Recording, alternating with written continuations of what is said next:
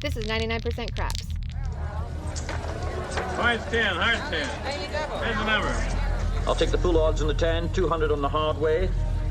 The limit on all the numbers, 250 on the 11. Thank you very much. Say, you played this game before.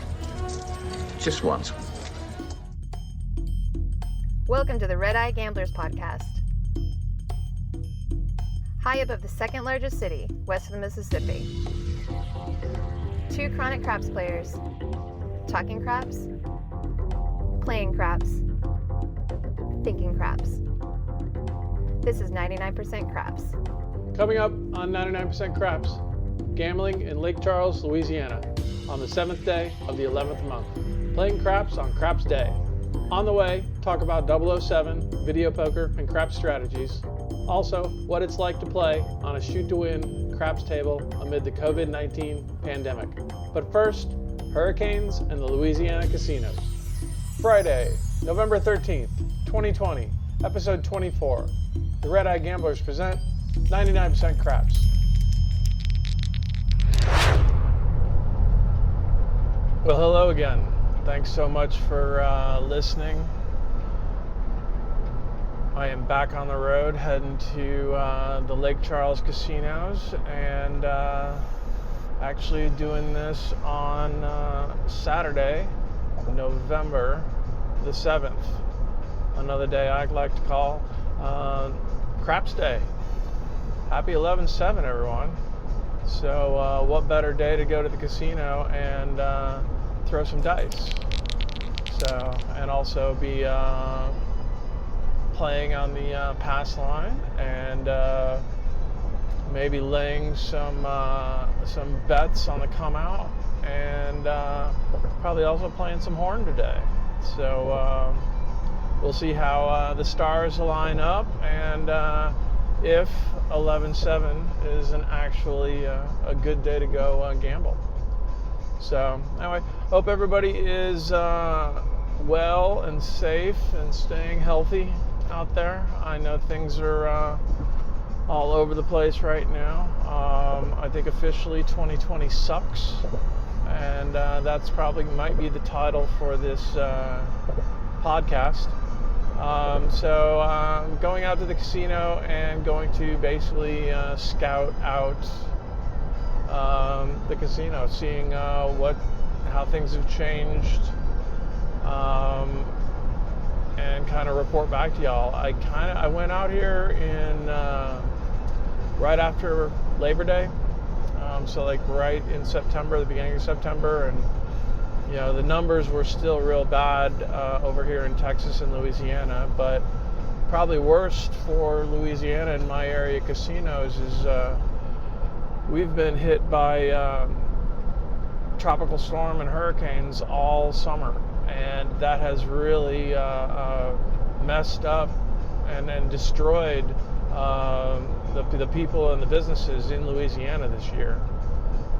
They've had 7 storms this year, and multiple hurricanes. Even so much where 2 weeks ago, Hurricane Zeta came through New Orleans, you know, and you know 2 hit Lake Charles this year. So yeah, they had 7 storms in 2020. That hit the Gulf Coast. You know, they had Tropical Storm Cristobal in June that went through New Orleans. They had Hurricane Mario, which went through New Orleans again in August, and that was a Category 1. Then there was Hurricane Laura. That's the one that came through Lake Charles in August. That was a Category 4. That ended up costing $14 billion. That's billion with a B. That was the one that really just hit the heart of all the casinos that are in Lake Charles. That's the one, it detached the riverboat, the Isle of Capri. That actually got loose and ran into the bridge at I-10 right on the lake that it's on. And that still hasn't come back yet. That's closed indefinitely.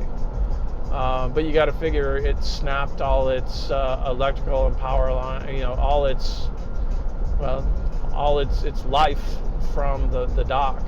And so all those pieces and parts are custom made, and so that's got to take a lot of time and effort to get that back up and running. So they're not back yet. But Golden Nugget, LAUBERGE, and Coshada have all opened up, but had to close again as the other storms came through. So Laura was the big one. Then Sally came as a hurricane in September, and that hit Biloxi and New Orleans again. And that was a Category 2. And then Tropical Storm Beta came through Texas and Louisiana. And that was in September again. And then in October, Hurricane Delta came through. They ran out of friggin' names and had to start using the Greek alphabet. So Delta came through Lake Charles again in October, and that was a Category 2 hurricane. And basically what that did was threw all the debris that was around from the first hurricane. And so everybody left town, and it just destroyed the weekend properties that were there and shut down businesses again. And that one caused $2.5 billion damage with a B. And then last but not least, or at least so far, was Hurricane Zeta that went through New Orleans again. And that cost $13 million worth of damages. New Orleans got pounded with this stuff. So did Lake Charles. Baton Rouge is basically, in the middle of Lake Charles and Baton Rouge, so they continually got hit. And they've got nothing but riverboat casinos. And then Biloxi, they got hit this last time pretty hard. So my heart goes out to everybody. All those workers have been up and down, and still with the pandemic, the business is down too, and so that's a little bit of why I decided to go back and start going to casinos again, because they have to be hurting for people, and they don't have the crowds they used to. Now, in the evenings, on the weekends, sure, I'm sure they've got people that come in like they used to, but they don't have the entertainment. They just started opening up the bars again in Lake Charles, and so, but you don't want to hang out with anybody because you want to keep your social distance. Everybody in the casino is supposed to be wearing a mask, but everybody's seen how that goes. I've been watching a bunch of YouTube videos and trying to live vicariously through all these other people going out, but none of it looks comfortable, none of it looks fun, and so that's the problem I see with this pandemic casino gambling is it's hard to enjoy the perks of the casino because the perks aren't what they used to be, or not back. So anyway, so this will be a trip to go back out to see Lake Charles, see how they're recovering, see if everything's back to, see what normal is now, because there is no going back to normal. So doing a scouting trip, and that being said, just thinking about when I get back to the table, it's been a good couple months. Really, it's been since before the pandemic since I've really been at a table for an extended amount of time. So it's going to take me a while to get reacclimated to what's going on at the table. So it's going to take some time to get back. It's not going to be just riding a bike. I mean, granted, all the rules, but there's still the karma of the table. And that was one of the things we were talking about, through this whole podcast, is trying to figure out if the tables were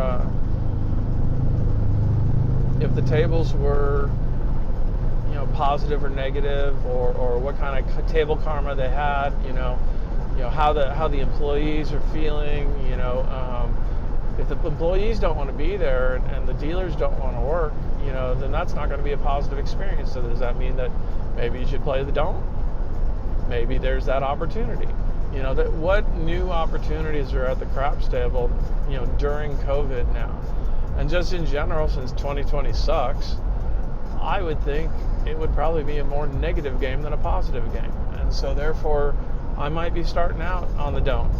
Give yourself to the dark side. I might be waiting for the table to prove me wrong.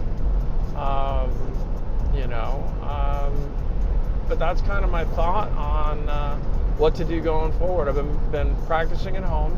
We're talking about practice, man. I mean, how silly is that, man? We're talking about practice. And been playing with different ideas, but mostly trying to come up with, what to do with a negative karma table. And also see what kind of, to maximize on your comps and all that kind of stuff. I haven't seen my comp money go up. It's only been down since I haven't been at the casino. They're still giving me Sunday through Thursdays for the hotel, which is fine because I think that'll work out for what I want to do. But weekends are still not available or pricey. Oh, the one thing I did want to mention was all the casinos have been giving out their rooms to first responders, and so actually hotel rooms haven't been available until recently. They shut down because of the hurricane, but then when they reopened up, they didn't give the rooms to patrons. They gave them to first responders and probably employees and just people in need. So I don't think they really had rooms until September. That through the summer they've been offering their rooms to those first responders. So kudos to them. And I think that's the one thing that maybe people don't think about all the time is these casinos really do support communities, and so they employ a lot of those. They've got a lot of employees that live in the city, and they're the ones that got hurt. So, if the casinos don't open, then they don't have a job, and then they're not getting paid. And then with the furloughs and everything with COVID, it's just it just keeps getting piled on them. So, I'm hoping to go back to see how that changes and support the community a little bit, and I hope everybody does that to their local casinos as they can.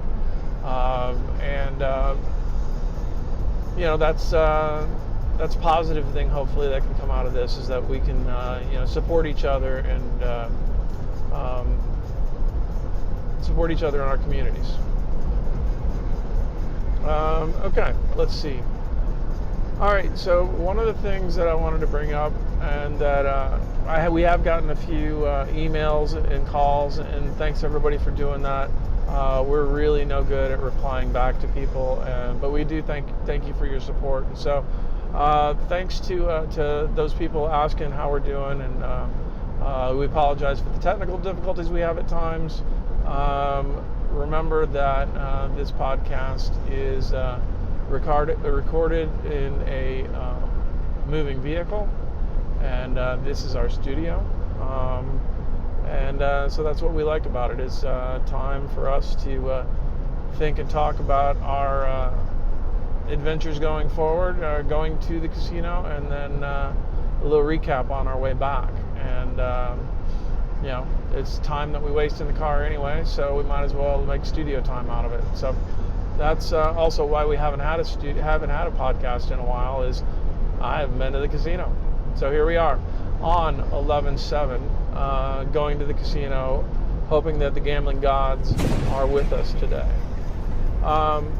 Okay, so one of those emails, or a couple of the emails, has actually been asking us about the opening intro and what that's from and who that is. And since more recently we've had the passing of Sir Sean Connery, we thought we'd at least explain a little bit of that's the piece. The audio clip that we have on our intro is from James Bond 007, Sean Connery, in Diamonds Are Forever. One of the great James Bond films that was actually created or released in 1971. So probably older than most of you out there, and if you haven't seen it, it's a great film. And it is, it's, I think, and I'm hoping that that the other podcasts out there that's about to start some movie and TV gambling explanations can get into this further. But I think it's the only James Bond movie that has craps in it. The majority of them have gambling, but they vary, they rotate. You know, Casino Royale's got the poker, and then we all know Baccarat from a bunch of them. And then, but they've all got a little bit of gambling in them. But there's better website, or there's better podcasts to handle that discussion. But Diamonds are forever. Is the only crap scene I know that has James Bond in it, and Sean Connery does such a good job of delivering something that is actually, and basically making an order at the craps table that actually makes sense as a high roller. It's beautiful to hear. It rolls off his tongue. For those of us experienced craps players, it does roll off the tongue, and we wish we could make that bet, but we don't have that James Bond kind of money. White 10, heart 10.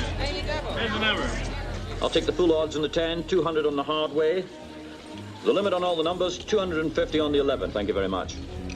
Say, you played this game before. Just once. So anyway, I wrote it down just so I could go over it again. It's something I've always tried to figure out is, I think in the movie he ends up getting a marker for 50,000, and then so this is like his first bet with that marker, and so he basically has no chips, getting the marker, and tells the dealer basically that he wants to do all these bets after he rolls the dice.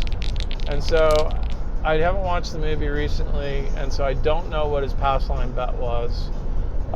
So that's how it starts, is he's got his pass line bet, and then he throws out the dice. And then the dealer, or the stick man, calls out that he hits a 10. And so that's where it all starts. So then he basically asks for full odds on the 10. So since I don't know what his pass line bet, I don't know what full odds would be on that pass line bet, but let's just say he's James Bond, he got $50,000. It's probably maybe a $500 bet, or maybe the max bet that he could put. So let's just say back in 1971 it would have been $1,000 max bet. So he had $1,000 on the pass line. So then max odds on $1,000 in 1971 would maybe be 2 times. I don't know if they did 3, 4, 5 then. So let's just say 2 times. So then that's the $3,000 bet. $2,000 odds and $1,000 on the pass line. Okay, so then next is 200 on the hard way. So 200 on the hard way would be $200 on the hard 10. And that's pretty easy. We all understand that. Then the next he says the limit on all the numbers. So then now he wants to bet on the 4, 5, 6, 8, and 9, and the max limit. So whatever the limit is on that table, and I think we already said it'd be $1,000. So that right there is $5,000 for those 5 numbers across. So 5,000 plus the 3,000 on with his pass line and odds, 200 on the hard ways, and then finally, of course, he's got to get a 250 yo. He calls for the 250-11. So those are all beautiful bets that we all want to make if we had money to throw away like James Bond does. So that's $8,450 that he's got at risk. And he only throws that first roll, and then it breaks away, and then I think the next scene is him walking away with money and throwing a big toke for the dealers, and I think he ends up going off with the lady at the table. So beautiful small moment in a James Bond movie that is just perfect for our podcast, and so that's our opening scene from James Bond. So rest in peace, Sir Sean Connery. I think personally, he was probably one of the most iconic James Bonds ever. So cheers to you.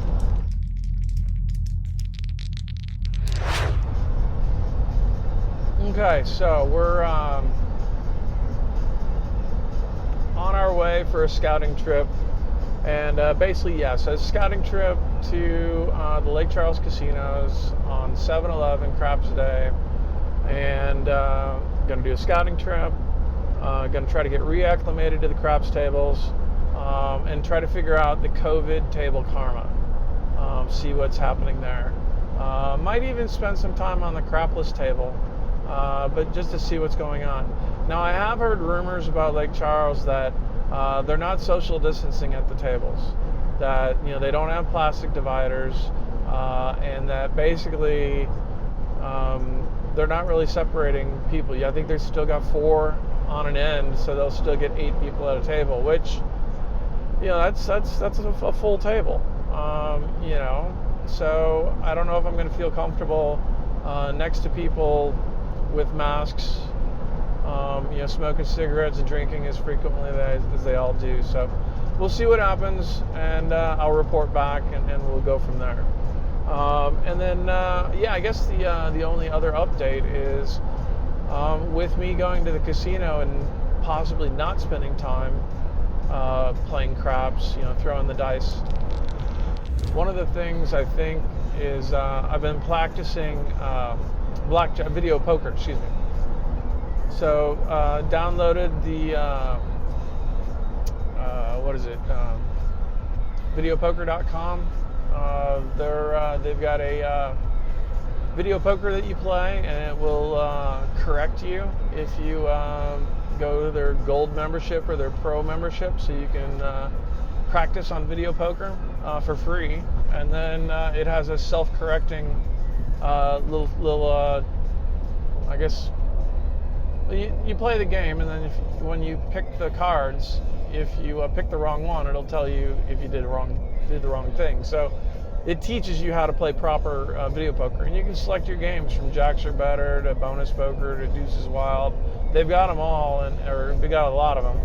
And so I've been doing that a lot, trying to get like 500 hands in a day.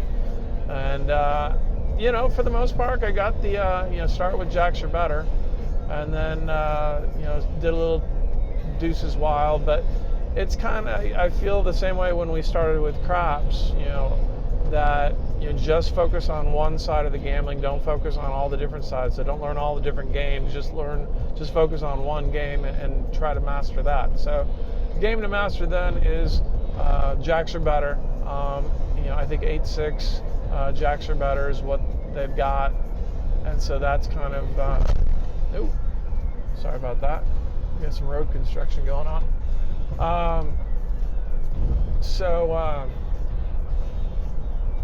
Anyway, jacks or better, 8-6 jacks or better is what I've been learning on, and we'll see. I've been maybe spending I don't know, like my probably $500 budget, and play for an hour and see what happens. And I don't know, we'll see if that works. If it doesn't work,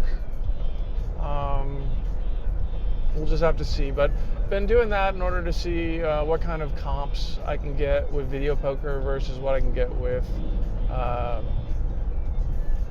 craps. Also, with COVID going on, video poker just seems to be a cleanly choice in gambling games. You're by yourself, the games on either side of you are turned off, you're sitting down, I think waitresses are still coming by, but you're able to social distance and gamble. And then so you're playing a game with that's based on skill and not a slot machine. So and then I've got I've got help, that I'm training stuff that I can learn, and I'm able to learn. So anyway, spending the 1% on video poker just because of COVID, and well, if there's not room at the craps table, I still want to be able to gamble, and so therefore I'm opening up to another game. So that'll be the other 1% of this 99% Craps podcast is just a little bit of video poker. Well, I guess we were talking about Pai Gow, and Pai Gow doesn't look like it's open anymore. They've limited the number. We'll find out what they did. But the last time I was out there, they didn't have Pai Gow going. So we'll see, but I'll report back. But that's kind of what I'm doing for today. Like I said, hoping that the gambling gods are good to me, that gambling on the 7th of November, 11/7, is going to be a lucky day and be a good craps day. So we'll try it out and we'll report back. So take care out there, and for you, we'll be back in a second. For me, I'll be back in about 4 to 6 hours. All right, adios. All right, well, that was not a 4-hour gambling adventure. That was more like 8. So it felt really, really good to be back in the casino. It was not too packed, or at least in the afternoon. I got there right around noon, and they did. I got to LAUBERGE. I went to LAUBERGE in Lake Charles, and they had temperature checks. Masks were required, at least upon entry, and there wasn't a line to get in, so that was good. In the evening, I think there's lines, but yeah, during the day, nope. So, and they're letting people in at all 3 entrances as opposed to just the front. So they've got 2 entrances on the side and 1 in the front. All 3 of them were open, letting people in. So anyway, went inside, and they had 2 tables working. Both were $15, and both were crowded. They had 1 table had 10 people, 5 on each side, and the other table on the other side had to at least have 8. But they were both full, and it just looked like it was a regular day at the craps tables, because nobody was. I mean, they were all wearing masks, except when they were smoking and drinking, but they weren't keeping their distance. Anyway, dealers seemed okay. They looked all right. They were all wearing masks. I think everybody's just kind of happy to be working. But so they had both their tables working, $15, and it was crowded, so I couldn't get on there. So they do have a bubble craps machine. Push the button! But we're not big fans of bubble craps. So to my surprise, they did have 1 more additional table. They had one of the new shoot to win tables. The ones they've been talking about in Cherokee in North Carolina, and I've heard there's some now in Biloxi. LAUBERGE in Lake Charles has one too. And it's very interesting. There's a lot of pros that I've been able to figure out already. There's a few cons. Cons you wouldn't think about, which just make the game interesting. Kind of like the way bubble craps is different from regular craps because you're not throwing the dice. This is very COVID friendly, in my opinion, and I've become a very big fan. If you just heard, I said I was there for 8 hours.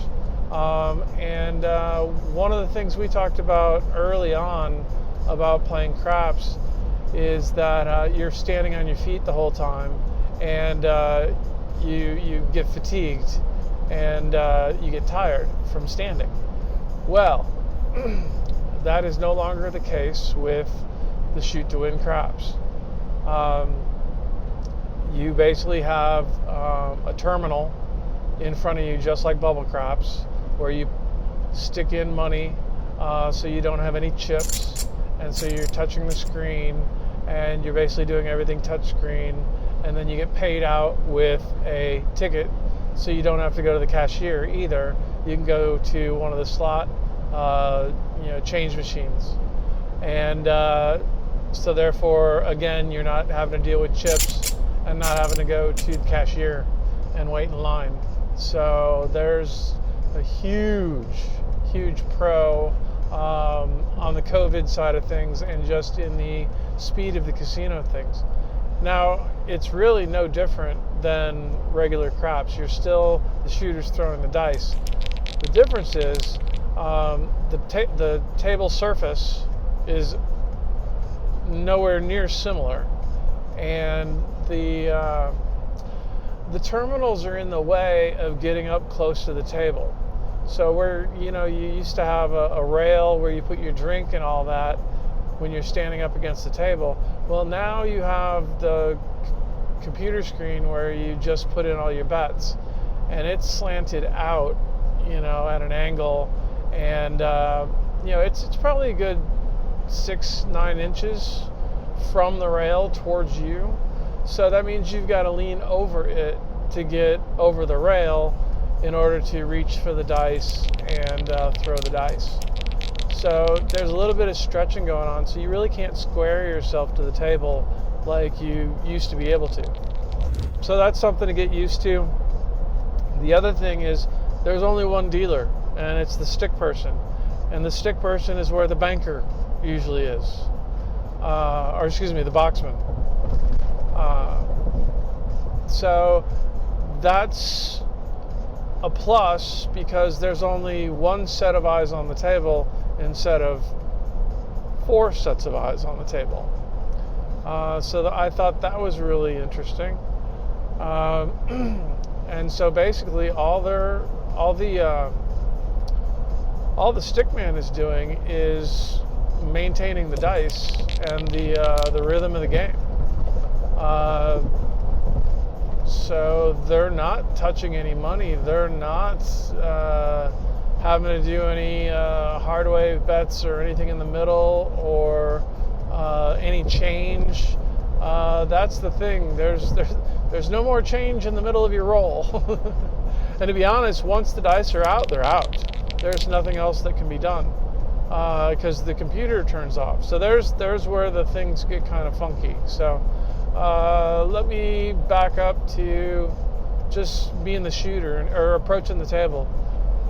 So you put money into it just like you would bubble craps or any slot machine or video poker machine, and it gives you $1. It gives you credits, but they're all dollars.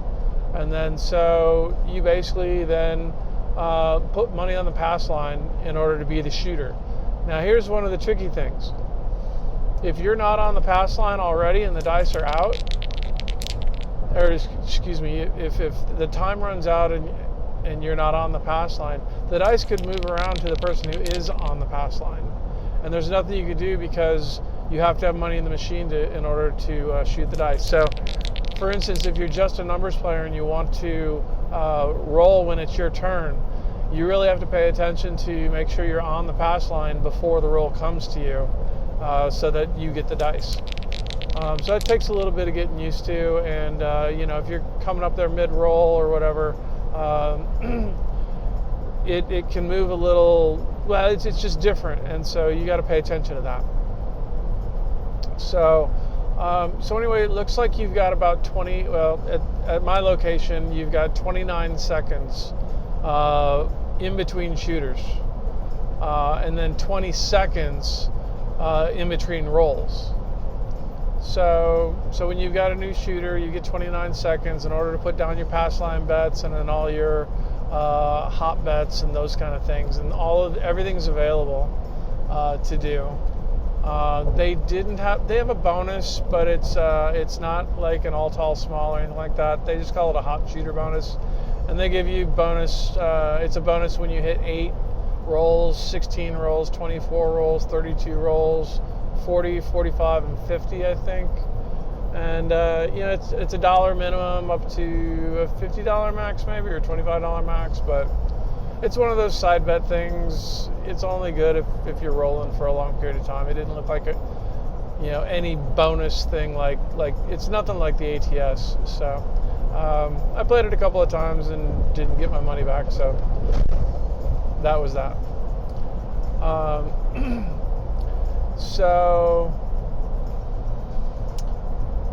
So one of the interesting things then is when the time runs out, then that means no more bets. So there are no more late bets. There are no more late field bets. There are no hop and yo or yo bets that get thrown once the dice are out. So there's really no more distractions when you're shooting. Although, let's say you throw the dice off the table. The stick person is actually cleaning the dice in between rollers. They've got handy wipes or alcohol wipes, and they're wiping the dice between every shooter. And then when the dice go off the table, they're if they're asking for same dice, then they'll go ahead and clean off that dice and put it back on the table for you. But one of the interesting things is since there's a timer now on your betting, and once the dice are out, you can't change your bet. You can no longer turn off your bet once the dice go off the table. So if you're a superstitious craps bettor, and now some of the superstitions you have no control over. So if the dice go off the table, you can't turn off your bet. At the same time, you can't put down a hot bet on the sevens either. There's no more quick changing your mind once the dice are out. Once the dice are out, they're out, and there's no more additional bets you can make. So that's something to get used to as well. But overall, I really dug it because you had a chair, and so I was able to sit, and I didn't have to talk to a dealer and have him make all my bets. I could actually make all the bets myself. And that was interesting. Bubble craps is the same way, but it just was different because there was an actual shooter. You actually had somebody throw in the dice as opposed to bubble craps. Push the button! Where it just doesn't seem honest and fair. At least this was honest and fair. So, all right, anyway, I guess the other big thing is the table surface. So,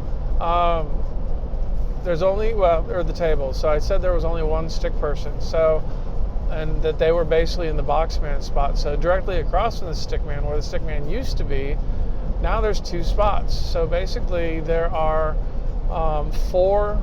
There's basically your stick left, your stick right, and then so you've got a stick left 1 and 2, and then stick right 1 and 2.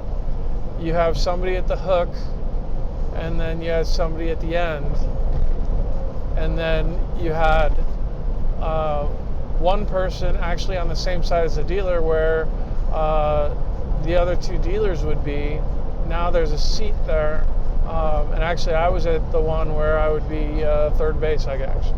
So yeah, so where one of the dealers are, now there's a place for you to bet.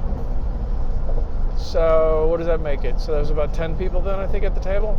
And then there were plastic dividers in between each one of the slots. So I felt very comfortable with my mask on, separated from other customers. I was actually, to the left of me was the stick person.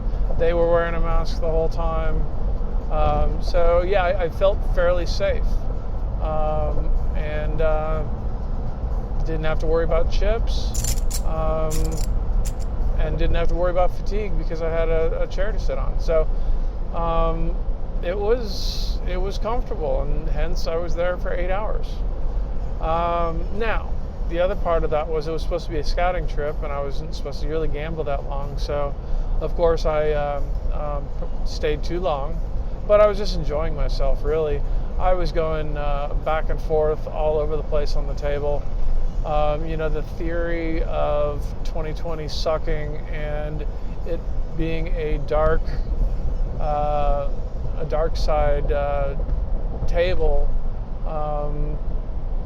proved to be proved to be true.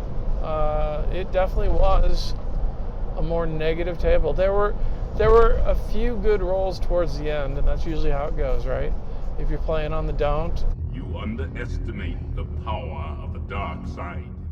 And then all of a sudden, two shooters have like two 20-something rolls, and then yeah, you'll end up losing your winnings really quickly. But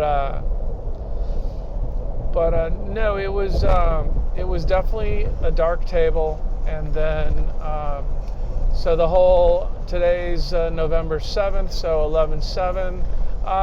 Other than the 7 showing a bunch, the 11 really was hiding. It was around a little bit, but not like I thought it would be. So, but the 7 was, and so there were a lot of come out 7s, and so that made a lot of people happy, especially people who were laying bets and playing on the don't. If you only knew the power of the dark side. So that would include me. So it turned out, though, that probably within a half hour of me sitting down, I realized, and I guess there were 3 guys that were together, there were 2 guys that were together, and then everybody else was kind of smattered in there. But it was everybody was in a good mood, and for some reason it just took a little bit to figure it out, but every single person at the table was playing don't. Give yourself to the dark side. That's never really happened. I think it's happened once, or there was one player at the table who was positive and everybody else wasn't. But this was the first time I was able to get on a don't table and with other don't players, and we got really rowdy, and actually we're chanting big red, and yelling for the 7 pretty much on every single roll, and so the come out rolls were great. And then it was pretty funny when you'd point 7 out, but nobody was really ever betting on the positive. Everybody was playing the don't. So everybody was having maybe, 3 rolls, 4 rolls, and then they'd 7 out. So it was pretty fun for a while. Then for a while, you were hitting back-to-back come out 7s. And people were laying money, on the 4 and 10 and loading up on stuff. And I was playing the don't come. I was laying bets, and those come out 7s, those would be beautiful. And so that was happening quite a bit. And we probably played 2 hours straight, where the don't was really happening, and the whole table was playing, and it was a lot of fun. We got real rowdy. Then finally, one old dude, who I guess is a regular, plays blackjack, came over there, and he knows the dealer, and he was sweet talking the dealer, and he ended up playing positive, and then started basically just fucking with us. But I mean, he was like 70, 60 something. I mean, he's one of those guys. He's a talker at the table, and so since he couldn't talk positive, he just had to give shit to the negative people. And the funny thing was, he really only had one joke, and then he just changed up the joke. His big joke was that, he would win when we would all lose, but he would say, I won enough I could go to Sonic. I won enough I could go to Red Lobster. And I won enough to go to the steak restaurant. But everything was to win enough to go to a restaurant.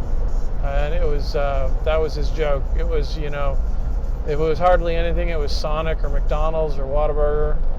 you know, and if it was a medium hit, he'd say Red Lobster, and then he was, you know, talking about the steak restaurant at the casino for when he was winning. But you know, there were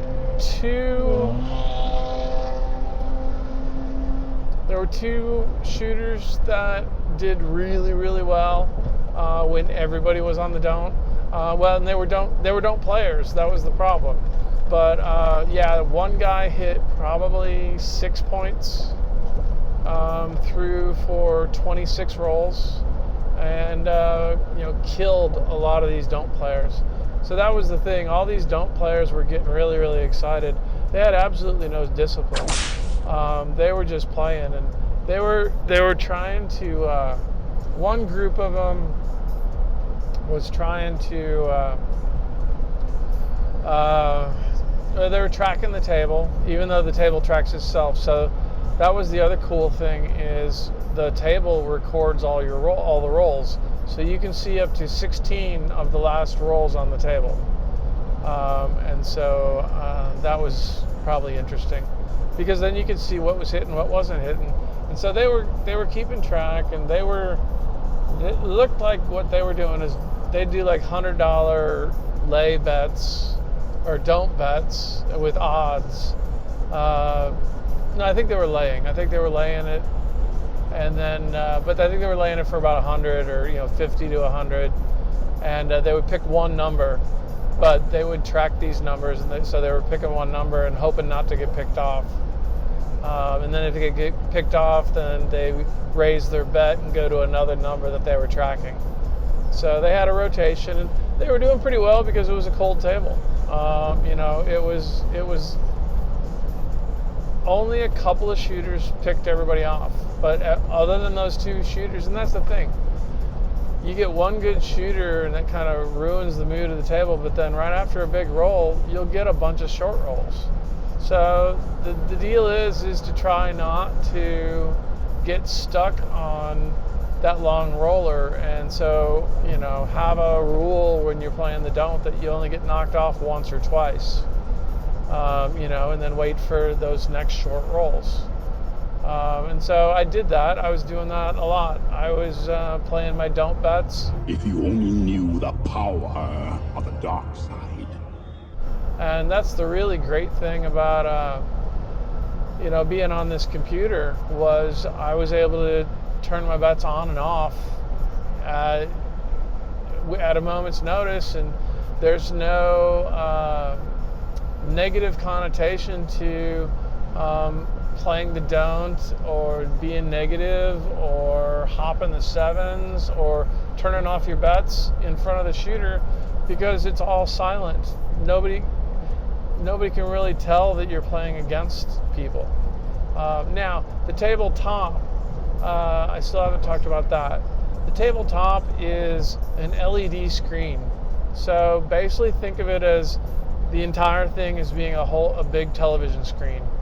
Now there's a couple of seams in it, and so it's television screen, but then there's, I guess, protective glass over the top of it. And so it looks like it's in about 3 pieces, because it's, you know, it's a 12-foot table or so, or 50. It's probably a 12-foot table. So it's basically glass. You're now throwing on glass, and then there's a protective film, like a rubbery film, like a rubbery film, and it's a little thick. I haven't really. You can press on it and it moves. It's like a gel, and so it is incredibly different on how the dice react to it. You know, felt reacts one way with dice, because you've got the sharp edges that connect with the felt. You've got the microfiber stuff in Vegas, you know, that's got a different reaction. Well, this is another completely different reaction. My dice were short a lot. My dice bounced really weird. It was, easy to have it seemed easy to keep them on axis when they're hitting the back wall. And then because of the different surface, because of the gel, film, clear film on the glass, and then the LED table below, the dice were acting different. So I have not figured out if I like it or not, but they're acting different. And so I just need to spend more time throwing, and that'll be fun. But like I said, this is, for me, I think, the solution to feeling safe in this COVID world we're in right now. So, having the dividers so nobody can creep up on you, so you got your own space, you have a chair, you don't have chips, you can cash out at an ATM, you can turn your bets on and off, and you can play the don't without it being obvious. And you can hop the sevens whenever the hell you want. I like it. I like it a lot. I want to spend more time with it. I want to bring it home. I want it to be my new best friend. So now the only problem is if you don't have a seat and there's only 10 seats, you could be waiting for a while. It was a $10 minimum. It's a $2 max, or $2 max, $2,000 max. But that's what it is. Sorry, I see red, white, and blue flashing lights in front of me. I'm trying to make sure I'm not going too fast. Which I'm passing everybody. But that's okay. He's occupied. He's already pulled somebody over. Oh, look at me. I'm doing what Shotgun usually does. Talking about things you guys can't see. So, oh, and by the way, yeah, Mr. Shotgun. Mr. Shotgun is still not 100% comfortable going to the casino, him being a high-risk person, cancer survivor, and he hangs out with his dad a bunch, who's in a nursing home, and so he doesn't feel like taking the risk right now. I don't blame him, and I probably wouldn't recommend it to anybody right now who still feels like they don't want to take the risk. I felt fairly safe. The guy next to me was hardly wearing his mask. You get a lot of people who don't know how to use masks. A lot of guys were pulling down their masks in order to yell and talk to each other. And that's kind of the whole point, is you don't want your breath and your voice out there. You want to be wearing your mask when you're talking. And then you've got, your cigarette smokers who don't wear a mask, and then you've got just a ton of people walking around who aren't wearing masks. I guess if you're not playing a game, they can't force you to wear a mask. But then when you're at the slot machines, nobody was, they all had their masks on because they had their drinks and they were by themselves. So, I kind of get it, but we'll just have to see. I guess I will quarantine myself and see how it works, make sure I'm good. But yeah, we'll give me another week. Maybe I'll go back go back in 2 weeks if I feel good, and try it again. But yeah, I think I can do the day trip. Oh, so I was saying that if you don't get there early, it's going to take a while to get a spot. Well, I don't know. I guess it depends. It's still like a regular table, but it is a $10 minimum, so it's cheaper than the $15 tables. And all us don't players were at that table. Shoot, everybody was there probably for 4 hours, so nobody could get on the table. Now, the craps tables, they were going. They had a lot of people, but again, if you want to stand up and go elbow to elbow and touches everybody else's chips, and fist bump everybody, then stay on the regular craps table. with this COVID world, I think this shoot to win craps thing is going to be my temporary fix. And who knows? Maybe the table surface will be interesting.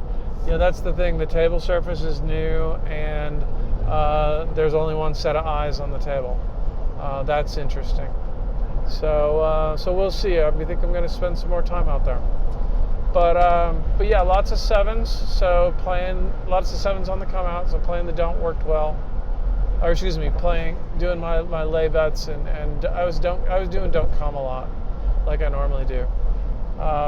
One of the bets that was working out was my $50 don't pass with a $2.11 hedge on the come out, and then $18 6 and 8. And then usually the 6 and 8 would hit both at least once, so I'd make my money back. If it would hit early, I'd raise them to 30, and then hit one more time, and then turn them off, and then just leave my don't pass. Give yourself to the dark side to go in. And so then I was winning 35 off of my 36, and then I was leaving a new $60 bet out there, $30 6 and 8, and then won that $50 don't. So basically took in 85 and then had $60 still out there to play with, and so that was working, and enjoyed that. So that worked out well, and then a couple of my other little things, but yeah, I was disappointed. My horn bet, there was not hardly any horn numbers, so every horn bet I made, I think I only hit a couple, but no 11s on 11-7, so I was very disappointed. Not too many 3s either. So anyway, I think that'll do it for this trip. Want to welcome everybody back. Again, hope everybody's doing well, staying well, and hopefully I'll be all right, and I'll be able to hit back out to the casino in a couple of weeks, and we can get back going into a rhythm of these podcasts again. So thanks so much for listening, you guys. Again, take care, be safe. Adios. The Red Eye Gamblers, thank you for your time, and hope you got a little something out of this week's podcast. Here's to rolling sevens on the come out, and may your 6s and 8s always be hard. Cheers.